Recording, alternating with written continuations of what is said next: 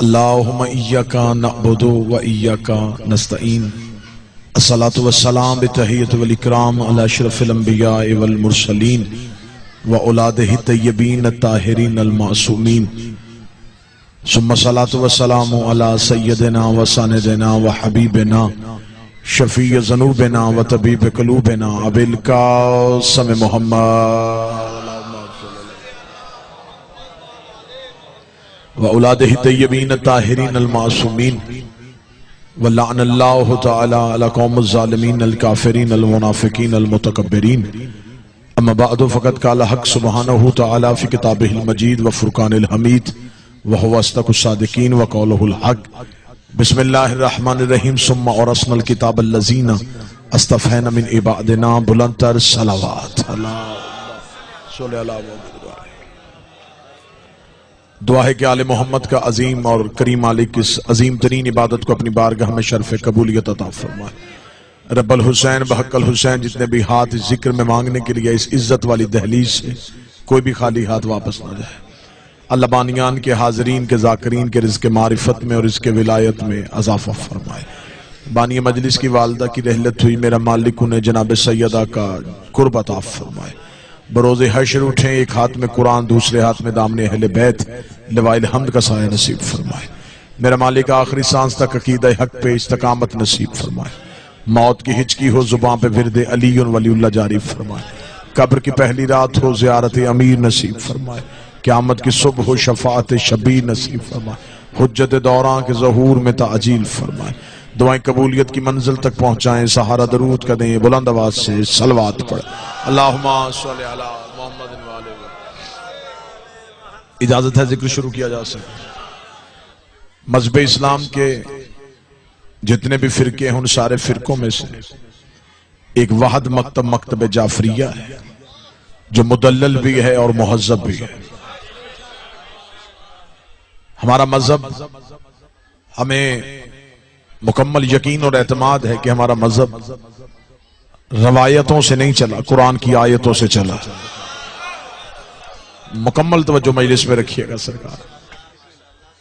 ہم یہ نہیں دیکھتے کہ کس راوی نے کیا لکھا ہے، ہم یہ دیکھتے ہیں کہ کس معصوم نے کیا کہا ہے۔ لفظ اور زیادہ آسان کر دیتا ہوں، ہمارے ہاں عزت جو ہوتی ہے اس کا معیار بادشاہت نہیں، کردار ہے۔ ہم یہ نہیں دیکھتے کہ تخت کس کے پاس ہے، ہم یہ دیکھتے ہیں کہ کردار محمد کس کے پاس۔ ہم نفرتیں بھی شخصیتوں سے نہیں کرتے، محبتیں بھی شخصیتوں سے نہیں کرتے۔ نفرت بھی کردار سے، محبت بھی کردار سے۔ توجہ آپ کی مکمل ہے جی۔ ہم یہ نہیں دیکھتے کہ رشتہ داری کی بنیاد پہ عزت کی جائے اور رشتہ داری کی وجہ سے نفرت کی جائے۔ اچھی عورت فرعون کے گھر بھی گئی،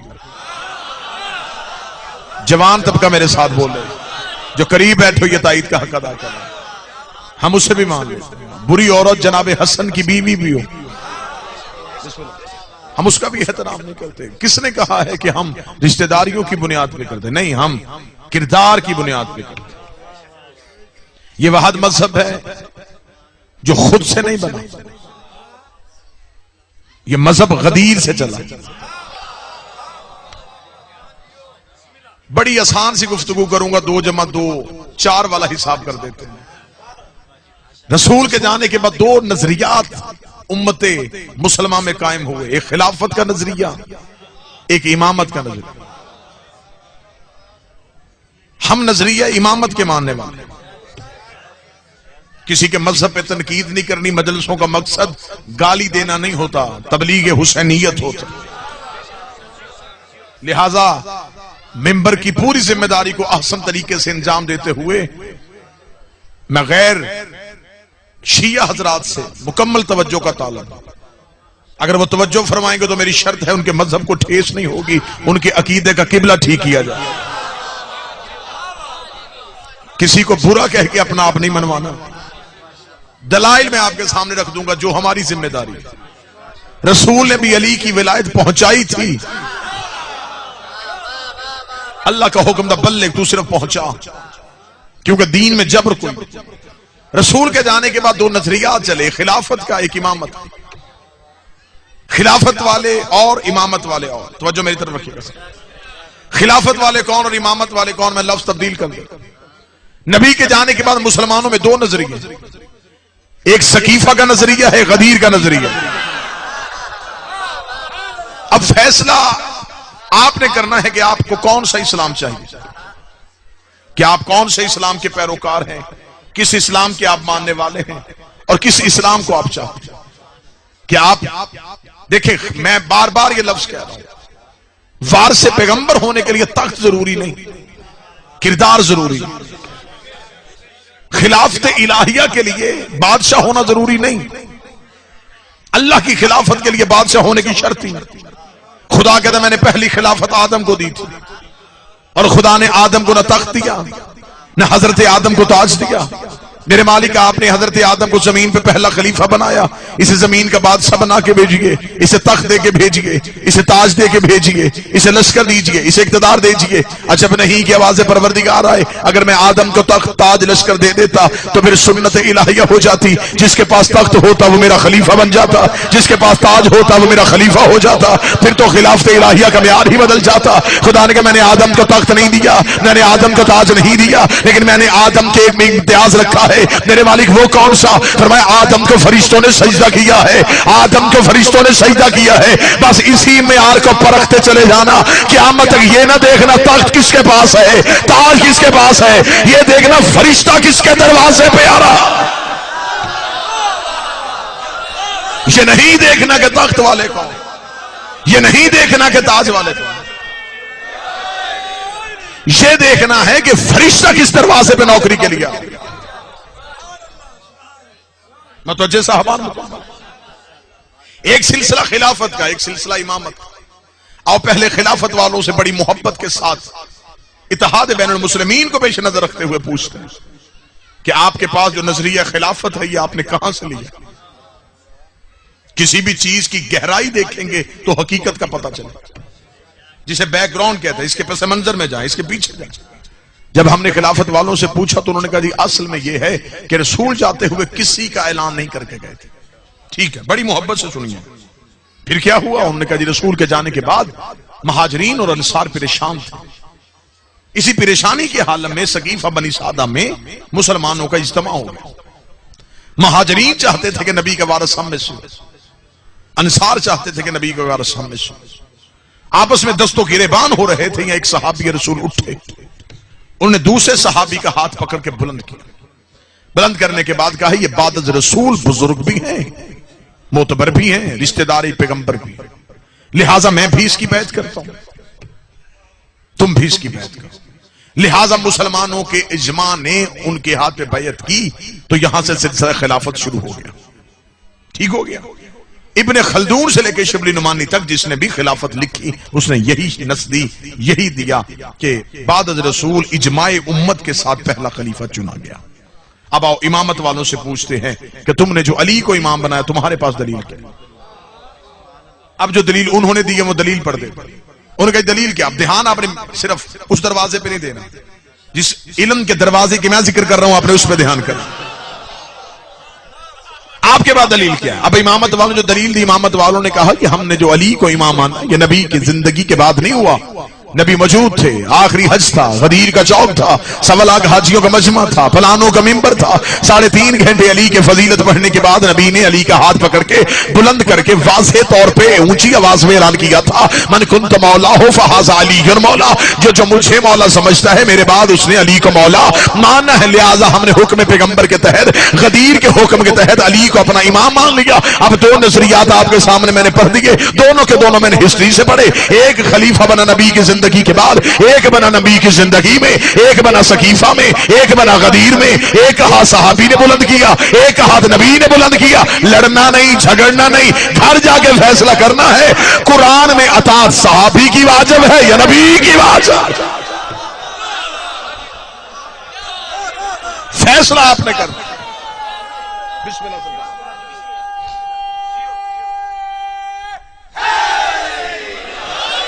فیصلہ آپ نے کرنا کہ آپ کو کون سا کس کا آپ نے قائل ہونا؟ ایک وہ جس کو سقیفہ میں چنا گیا یا وہ جس کو غدیر میں چنا گیا. لہذا آپ کو دونوں نظاموں میں سے ایک نظام کو تسلیم کرنا پڑے گا.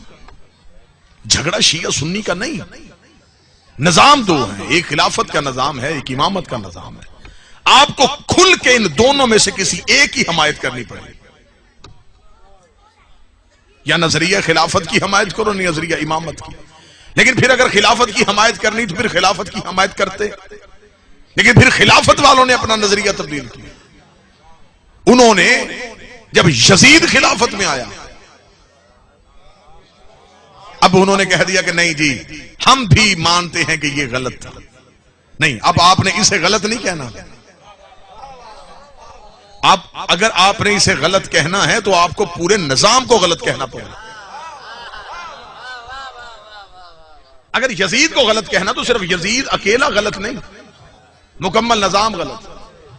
چلے میں مجمع کو جگانے کے لیے جملہ بہت ذکی جی تبدیل کرتا ہوں. یزید آزاد امیدوار نہیں تھا، پارٹی کے ٹکٹ پہ تھا. آپ یہ دیکھیں کہ آخر اس کے پیچھے کون سی طاقت.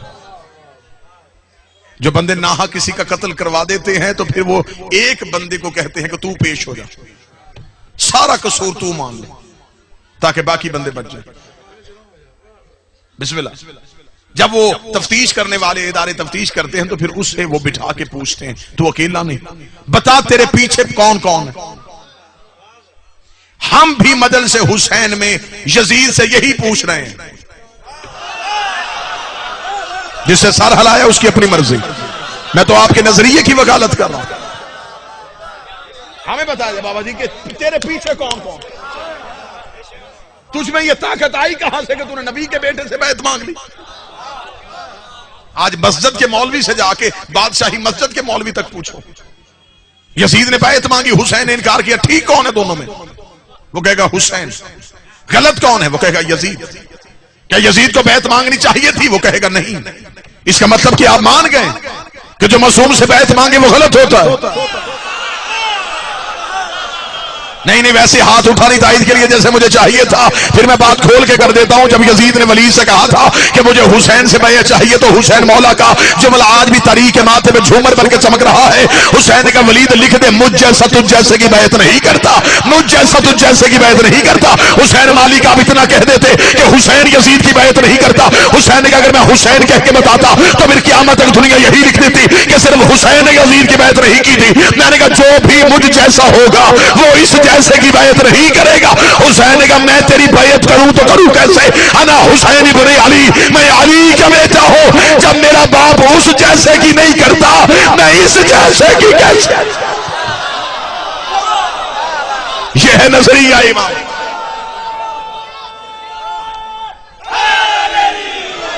یہ ہے نظریہ امام.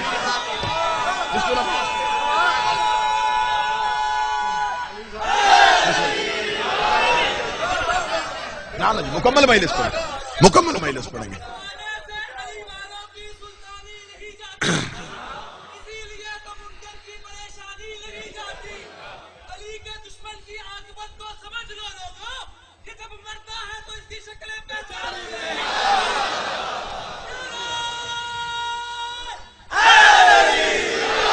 وہ اس لیے نہیں پہچانی جلتی، جلتا ہے منافق تو دھواں تک نہیں اٹھتا.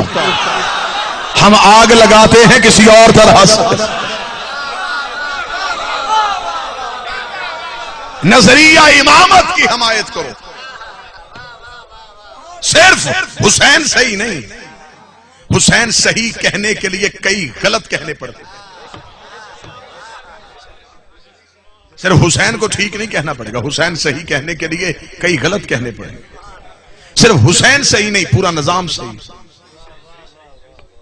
اور صرف یزید غلط نہیں، پورا نظام غلط ہے. اس کا مطلب یزید نے بیعت مانگی، مطالبہ بیعت خلافت کی طرف سے غلط تھا. اس کا مطلب جو بھی جس بھی دور کی حجت سے بیعت مانگے وہ غلط ہے. آج سارے مانتے ہیں کہ نہیں ٹھیک ہے جی ہم مانتے ہیں. کوئی بندہ سوائے علی ولی اللہ پڑھنے والوں کے اپنے مذہب کے اندر رہ کے مجھے یزید کی حکومت کو غلط ثابت کر کے دکھائے. میں نے ممبر آل محمد میں دعویٰ کیا اور دعویٰ میں نے پوری ذمہ داری کے ساتھ کیا. میں پھر کہتا ہوں سوائے مذہب جعفریہ کے امامت کے ماننے والوں کے علاوہ کوئی بندہ اپنی نظریے میں رہ کے یزید کی حکومت کو غلط ثابت نہیں کر سکتا. اگر آپ پریشان ہیں تو میں جملہ تبدیل کروں گا اور یہ جملہ یقیناً آپ قبول کریں گے. بہت یزید پہ لعنت کرنے کے لیے علی ولی اللہ پڑھنا ضروری ہے. ولایت کے حصار میں آؤ تو یزید پہ لعنت. اب جو بندے پریشان ہیں، جو آنکھیں پریشانی کی وجہ سے کھل گئی، وہ یقیناً مجھ سے دلیل مانگ رہی ہیں. دلیل اب میں دلیل دیتا ہوں. دلیل کیا ہے؟ آؤ دیکھیں امامت والے کہہ رہے ہیں کہ یزید غلط ہے. آؤ پوچھیں خلافت والوں سے تمہارے نزدیک یزید غلط کیسے؟ تمہارے نزدیک خلافت کا پہلا اصول کیا تھا؟ اجماع امت. ووٹوں سے خلیفہ تمہارے ہاں بن جاتا ہے، ہمارے ہاں امام ووٹوں سے نہیں بنتا. آپ کے ہاں ووٹوں سے خلیفہ بن سکتا ہے. اگر ووٹوں سے بنا ہوا خلیفہ ٹھیک ہے تو پھر یزید کی حکومت کیوں غلط ہے؟ اس لیے کہ اس نے دنیا کے تیسرے حصے سے اپنی بیعت کروا لی تھی. اس کا مطلب پہلا اصول یزید کے پاس تھا. خلافت کا دوسرا اصول، پہلا جاتا ہوا دوسرے کے نام پہ نامزد کر کے چلا جائے تو اسے بھی خلیفہ مان لیا جاتا. یزید کے پاس یہ اصول بھی تھا، اسے اس کا باپ جاتا ہوا نامزد کر کے گیا تھا.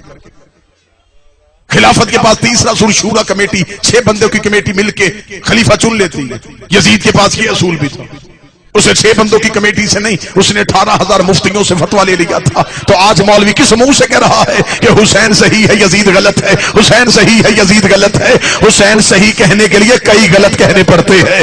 حسین صحیح کہنے کے لیے اکیلا یزید غلط نہیں. تمہیں ماننا پڑے گا حسین صحیح تھا، اجماع غلط تھا. حسین صحیح تھا، نامزد کرنا غلط تھا. حسین صحیح تھا، کمیٹی غلط تھی. تمہیں آخر میں ماننا پڑے گا غدیر صحیح تھا، سقیفہ غلط. صرف غدیر صحیح، بس غدیر صحیح.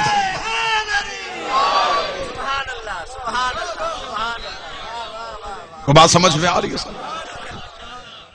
یزید نے بیعت مانگی اور حسین مالک نے انکار کر دیا. میرے مولا حسین نے انکار کیا اور حسین کو انکار کرنا چاہیے تھا، کیونکہ حسین کا ہاتھ صرف حسین کا ہاتھ نہیں تھا. حسین کے ہاتھ پہ حسن کا ہاتھ، حسن کے ہاتھ پہ علی کا ہاتھ، علی کے ہاتھ پہ نبی کا ہاتھ، نبی کے ہاتھ پہ ابراہیم کا ہاتھ، ابراہیم کے ہاتھ پہ موسیٰ کا ہاتھ، موسیٰ کے ہاتھ پہ آدم کا ہاتھ. جو بیعت مانگ رہا تھا ہاتھ اس کا بھی اکیلا نہیں تھا. اس کے ہاتھ میں اس کے باپ کا ہاتھ تھا، اس کے باپ کے ہاتھ میں ابو سفیان کا ہاتھ تھا، ابو سفیان کے ہاتھ میں ابو جہل کا ہاتھ، ابو جہل کے ہاتھ میں نمرود کا ہاتھ تھا، نمرود کے ہاتھ میں فرعون کا ہاتھ تھا، فرعون کے ہاتھ میں ابلیس کا ہاتھ تھا. اگر حسین بیعت کر لیتے تو تاریخ یہ نہ لکھتی حسین نے یزید کی بیعت کر لی، تاریخ لکھ دیتی حسن نے معاویہ کی بیعت کر لی تھی، نبی نے ابو جہل کی بیعت کر لی تھی، موسیٰ نے فرعون کی بیعت کر لی تھی، ابراہیم نے نمرود کی بیعت کر لی تھی، آدم نے ابلیس کی بیعت کر لی تھی. حسین نے ہاتھ پیچھے کر کے بتا دیا یہ میرا ہاتھ نہیں، نبیوں کے وارث کا ہاتھ ہے.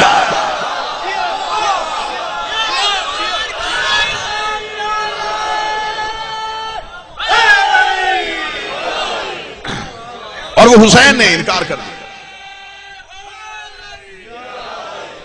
توجہ صاحب، امام حسین نے انکار کر دیا. اچھا لوگ ہم سے پوچھتے ہیں کہ نہیں جی آپ شیعہ یہ کیوں کہتے ہیں، یہ کیوں کہتے ہیں. میں ممبر پہ ایک سوال قائم کر کے جا رہا ہوں.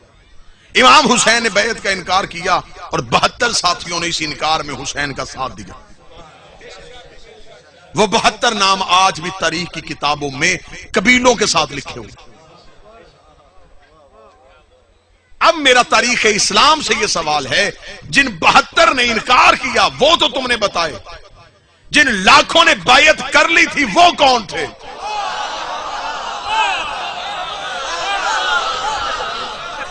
وہ تاریخ کے اوراق میں کہاں چھپ گئے؟ 72 تو انکار بیعت پہ. جن لاکھوں نے یزید کے ہاتھ میں بیعت کی وہ کون تھے؟ یہودیوں نے تو نہیں کی، عیسائیوں نے تو نہیں کی، مسلمانوں نے کی. آؤ انالیسس کر لیتے ہیں، آؤ تاریخ سے پوچھتے ہیں کہ امام حسین کا جب مطالبہ بیعت ہوا یہ دور کون سا تھا. تو جب ہم نے ہسٹری کو دیکھا تو ابھی نبی کو دنیا سے گئے 50 سال نہیں ہوئے. یعنی کہ نبی کو دنیا سے ظاہری طور پہ ابھی صرف 50 سال نہیں ہوئے.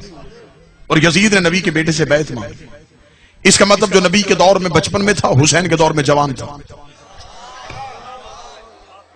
جو نبی کے دور میں جوان تھا حسین کے دور میں بوڑھا تھا. نسل ابھی ایک نہیں گزری. کھوج لگانا تو بڑا آسان ہو گیا, بندے وہیں سے ملنے ہیں کہ ابھی ایک نسل نہیں گزری اور انہی لوگوں نے جنہوں نے نبی کی ہاتھ میں بیعت کی تھی انہوں نے یزید کے ہاتھ میں بیعت کر لی. انکار کرنے والے 72 بتا دیے. ہمیں بتاؤ جن لاکھوں نے بیعت کی وہ کون تھے؟ پھر آؤ جن لاکھوں نے بیعت کی ان سے قرآن سے پوچھتے ہیں کہ ان کا انجام کیا ہوا؟ صرف گناہگار؟ صرف گناہ ہوا انہیں؟ گناہ تو نہیں ہوا. قرآن کہتا ہے اگر مومن فاسق کے ہاتھ میں بیعت کرے تو وہ اسلام سے نکل جاتا. اب مجھے نہیں پتا میری بات کہاں تک جا رہی ہے اور میرے موضوع میں کون کون میرے ساتھ چل رہا ہے. اس کا مطلب ہے جنہوں نے حسین کا ساتھ دینے کی بجائے یزید کے ہاتھ میں بیعت کی وہ قرآن کے اعتبار سے کافر ہو گئے. تو حسین نے تو گھر سے نکلنے ہی پہلے کئی کافر کر دیے. آؤ مقصد کربلا تو سمجھو. ابھی تو حسین گھر سے نہیں نکلے اور کئی حسین کافر کر دیے. ان لاکھوں نے بیعت کا انکار کر دیا, 72 نے حسین کا ساتھ دے دیا, اور جنہوں نے حسین کا ساتھ دیا حسین نے انہیں اتنا زندہ رکھا, اتنا زندہ رکھا, اتنا زندہ رکھا. اب کوئی بندہ چپ رہے گا تو مجھے دکھ لے کے میں جاؤں گا. حسین نے ان 72 کو اتنا زندہ رکھا کہ نبی کے پاس جتنے بھی بیٹھے سارے رضی اللہ بنے تھے, علی کے پاس جتنے بھی بیٹھے سارے رضی اللہ بنے. حسین نے ایک بھی رضی اللہ نہیں کیا. حسین نے حر بھی علیہ السلام کر دیا, حسین نے سعید بھی علیہ السلام کر دیا, حسین نے مسلم بھی علیہ السلام کر دیا. حسین نے علیہ السلام بنا کے زمانے کو بتایا ہے علیہ السلام یا خدا بناتا ہے یا پھر حسین بنا.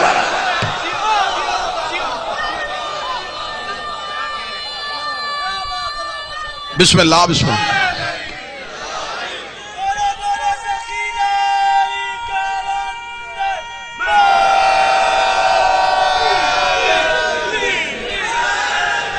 یا علی مشکلم بکشا. متوجہ صاحب, اس کا مطلب ہے کہ حسین کا نظریہ آج بھی جیتا ہوا. یہ مجلسوں میں روز مجلسیں ہوتی ہیں, ایک ایک شہر میں کئی کے مجلسیں ہوتی ہیں. ایک مجلس ختم ہوتی ہے باہر 30 مجلسوں کے اشتہار لگے, وہی پڑھنے والے وہی سننے والے وہی باتیں دہرائی جا رہی. یہ قوم پھر بھی مجلسوں میں کیوں آ رہی ہے؟ یہ اس وجہ سے آ رہی ہے, یہ مجلسوں میں بیٹھ کے زمانے کو بتاتے ہیں کہ ہمارا تعلق سقیفے والے نظام سے نہیں, غدیر والے نظام سے. بھئی میں بات آسان کر دیتا ہوں بچوں کو سمجھانے کے لیے, مشکل بات ہی نہیں. ابھی ہفتہ نہیں پہلے گزرا کہ نیوزی لینڈ میں نمازیوں پہ فائرنگ ہوئی, 40 نمازی شہید ہوئے. اس ملک کی وزیر اعظم نے سر پہ سیاہ دوپٹہ اوڑھا مسلمان ہونے کے لیے. اسے اپنے پارلیمنٹ میں قرآن کی تلاوت کروائی, قرآن پہ یقین کرنے کے لیے. ان کے لوگوں نے نمازیوں کے پیچھے صفے باندھی نماز سیکھنے کے لیے. نہیں, وہ پوری قوم مسلمانوں میں 40 لوگوں کے ساتھ کیوں کھڑی ہوئی؟ انہوں نے کہا ہمارے چہرے پہ خون کے دھبے پڑ گئے ہیں تاکہ ہم دنیا کو یہ احتجاج ریکارڈ کروائے کہ ہمارا تعلق مقتولین کے ساتھ ہے, قاتل کے ساتھ نہیں ہے. اس کا مطلب عیسائی عورت کو شرم آ گئی, مولوی کو ابھی تک شرم نہیں آئی. تھوڑی دیر کے لیے مجلس سے حسین میں آ, کالا کپڑا سر پہ رکھ تاکہ دنیا کو بتائے تیرا تعلق حسین سے ہے, یزید سے نہیں. یہ ہے احتجاج کا طریقہ. بسم اللہ. یہ ہے احتجاج کا طریقہ.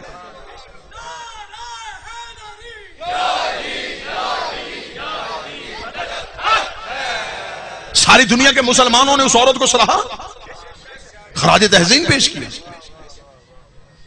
بلکہ میں 2 دن پہلے اخبار میں پڑھا تھا کہ وہ ایک کانفرنس میں آئی اور ایک مسلمان لڑکے نے اسے جا کے کہا کہ میں آپ کو اسلام کی دعوت دیتا ہوں, آپ اسلام قبول کریں. وہ مسکرائی اور مسکرا کے کہا کہ کیوں مجھے اسلام قبول کرنے کی دعوت دے رہے ہیں؟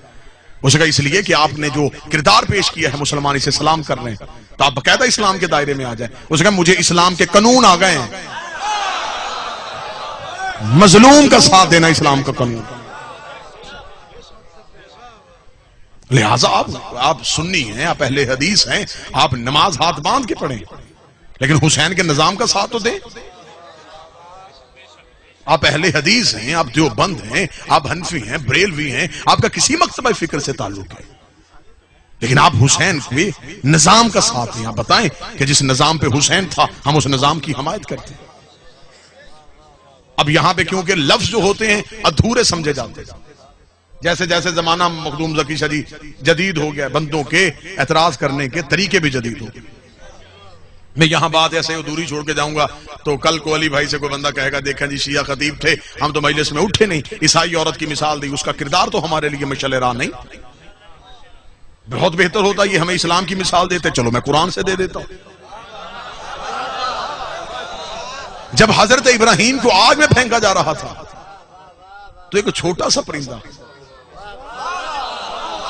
اب آپ چپ رہیں گے تو آپ کی مرضی ہے، وہ منہ میں پانی کا قطرہ لے کے اس آگ پہ کیوں گیا تھا؟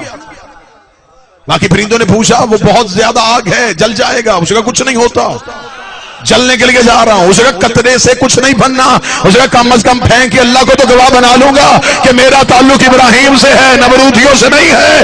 تھوڑی دیر ماتمیوں کے پیچھے پیدل چل لیا کرو تاکہ اللہ کو گواہ بنا لے کہ تیرا تعلق حسین سے ہے، یزیدیوں سے نہیں۔ حسین کا ساتھ چاہیے۔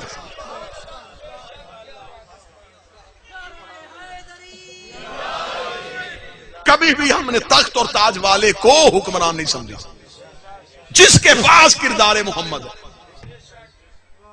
ہم اس کے آگے جھک جاتے ہیں۔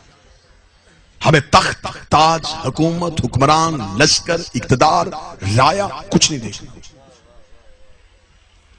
حضرت یوسف قید خانے میں بھی نبی تھے، فرعون تخت پہ بھی لانتی تھا، اس کا مطلب ہے کہ لانتی تخت پہ بھی بیٹھ جائے 2 یا 3 سیکنڈ لیٹ ہیں آپ مجھ سے، کوشش کریں کہ ذہن میرے قریب ہو جائے۔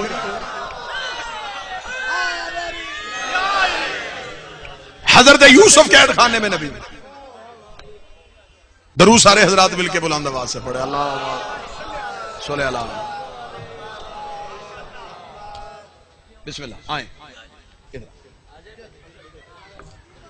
واجب الاحترام، قابل صد احترام مالک نظر بد سے بچائے۔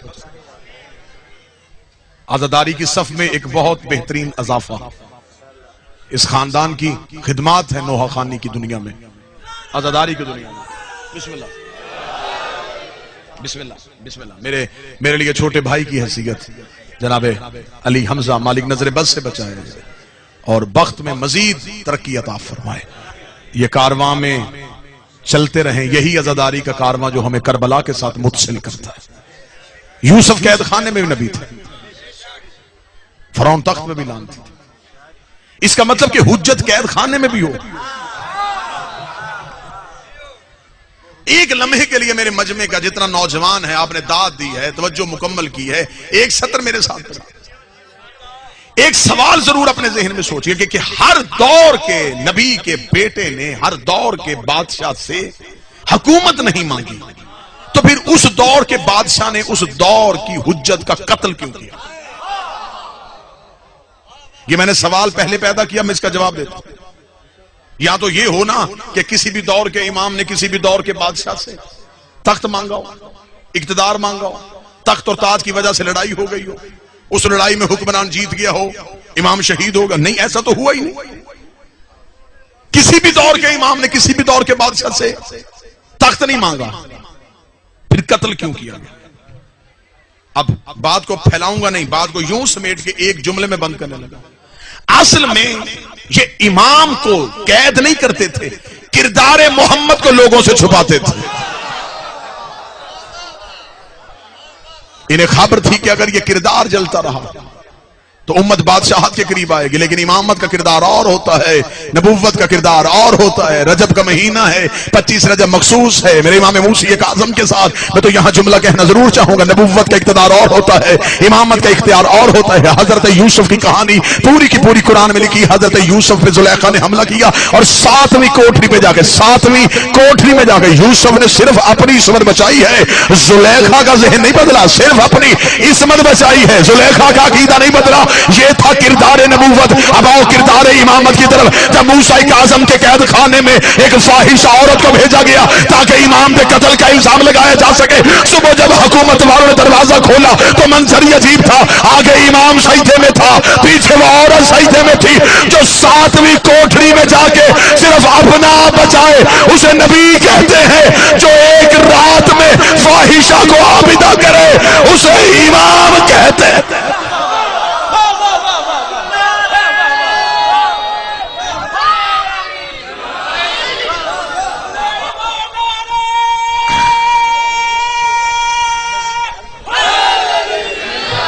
یہ ہے کردار, یہ ہے کردار پیغمبری جو صرف اور صرف یہ کردار امامت والوں کے پاس. ہم آج بھی شخصیتوں کا احترام نہیں کرتے, ہم اس کردار کا احترام. ہم یہ نہیں دیکھتے تخت کس کے پاس ہے, ہم دیکھتے کردار پیغمبر کس کے پاس. اور پھر یہ وہ ہیں جو ہمیں اللہ سے ملاتے ہیں. کوئی بھی اللہ تک سیدھا پہنچنے کی کوشش نہ کرے. وہ اللہ جب ان کے بغیر ہم تک نہیں آتا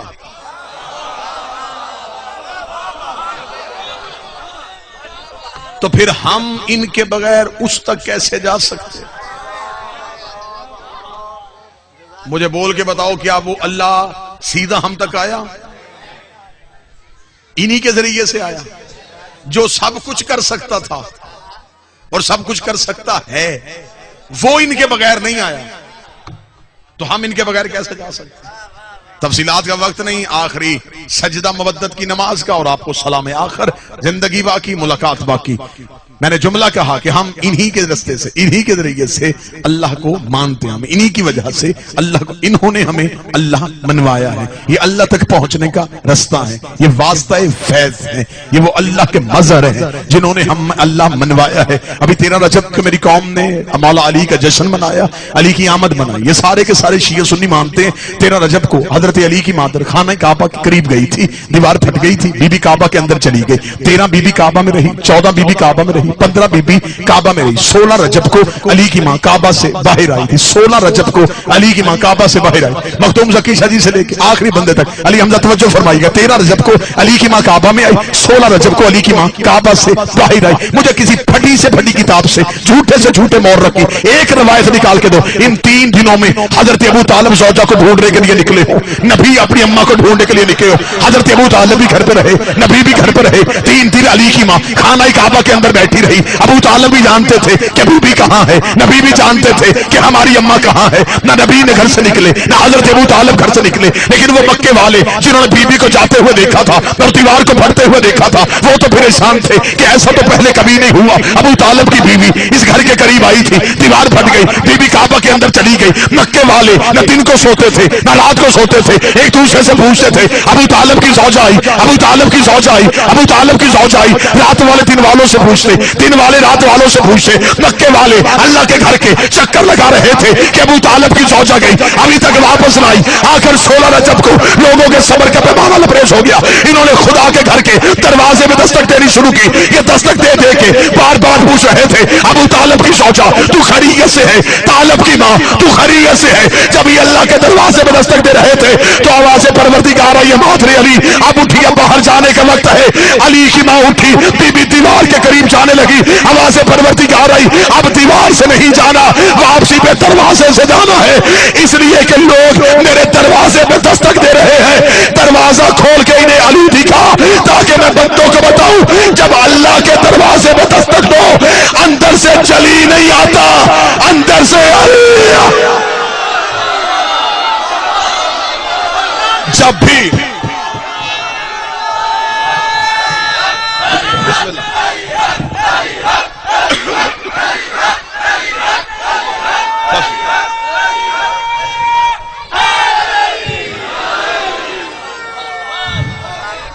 توحید کے دروازے پہ دستک دے, پھر اندر سے جلی نہیں, اندر سے علی آتی ہے.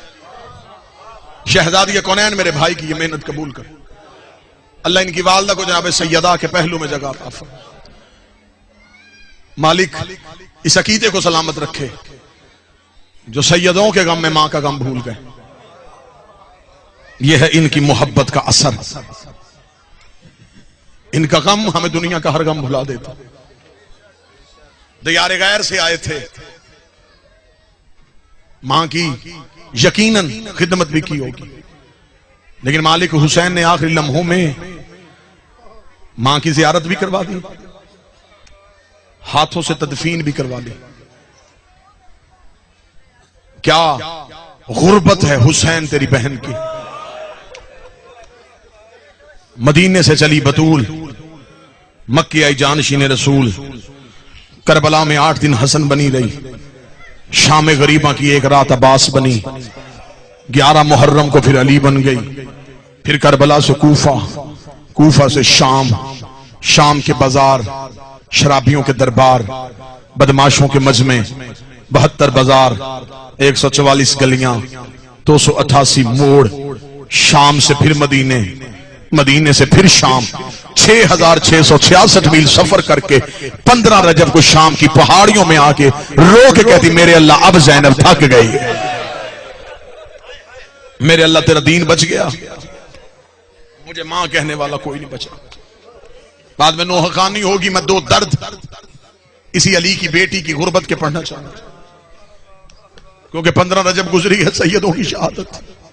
جتنے سید بیٹھے میں منت کر کے کہوں گا, دن میں 1 دفعہ شام کی طرف منہ کر کے دونوں ہاتھ ماتھے پہ رکھ کے کہا کرو اما زینب ہمارا سلام, کیونکہ آج پوری دنیا میں نقوی سید ہیں, کاظمی سید ہیں, رضوی سید ہیں, زینبی سید نہیں.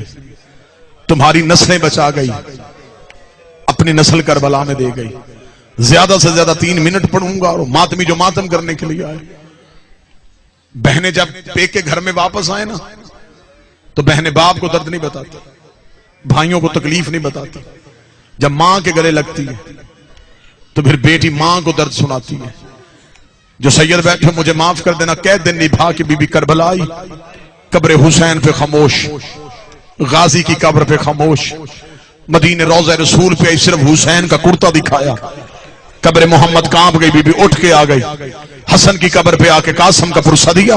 جب سامنے ماں کی قبر پہ نظر پڑی ہے, کتابیں کہتی ہے پھر علی کی بیٹی سے برداشت نہ ہوا, روتی ہوئی ماں کی قبر پہ گر گئی, رو کے کہتی میں نے سب کے سنے, کوئی میرے بھی تو سنو. میں نے سب کو تسلیاں دی, کوئی مجھے بھی تو تسلی دو. اماں میں نے بابے کے سر پہ پٹیاں باندھی, اماں میں نے تیرے پہلو پہ پٹیاں باندھی, اماں میں نے حسن کے جنازے سے تیر کھینچے, اماں میں نے 70 قدم پہ حسین کا سجدہ دیکھا, اماں میں نے ہر کسی کے دکھ دیکھے, کسی نے میرے تو دکھ سنے نا. قبر سیدہ سے آواز ہے بیٹا مجھے بول کے بتا تیرے درد کون سے ہیں. لوگ کہتی اماں 28 رجب کو میں آپ کی قبر پہ آئی تھی, میں نے وعدہ کیا تھا میرا کچھ بچے نہ بچے, میں آپ کی نسل بچا کے آؤں گی. ہاں زینب مجھے تیرا یاد ہے. بیوی رو کہتی اماں ایک بار قبر سے اٹھ, وہ دیکھ تیرا سجاد بھی لے آئی ہو, وہ دیکھ تیرا باکر بھی لے آئی ہو. اماں نہ میرا آن آیا ہے, نہ میرا محمد آیا ہے. اماں تیرے بیٹے بچاتے بچاتے زینب کو قیمت بڑی دینی پڑی. کوئی سید بیٹھا مجھے معاف کر دینا. قبر زہرا سے آواز آئی زینب کیسی قیمت. رو کہتی اماں جب 10 محرم کو حسین گھوڑے کی زین سے گر گیا, 300 قاتل ہاتھوں میں نیزے لے کے تیرے سجاد کو قتل کرنے کے لیے خیمے کی طرف دوڑا. اماں میں خیموں کا پہرا دے رہی تھی, اماں خیمے کو آگ لگ گئی, میں جلتے ہوئے خیمے میں گئی, میں نے سجاد کو بستر سے اٹھایا, میں نے سجاد کو پشت میں رکھا. اماں میں خیمے سے باہر نکلی, 300 بندوں نے میرا گھیرا باندھا. اماں کوئی دائیں سے نیزہ مارتا, میں سجاد بچا کے اپنا دایاں پہلو آگے کر دیتی. اماں کوئی بائیں سے نیزہ مارتا, میں بایاں پہلو آگے کر دیتی. اماں سجاد بچ گیا, زینب کا سر زخمی. ماتم حسین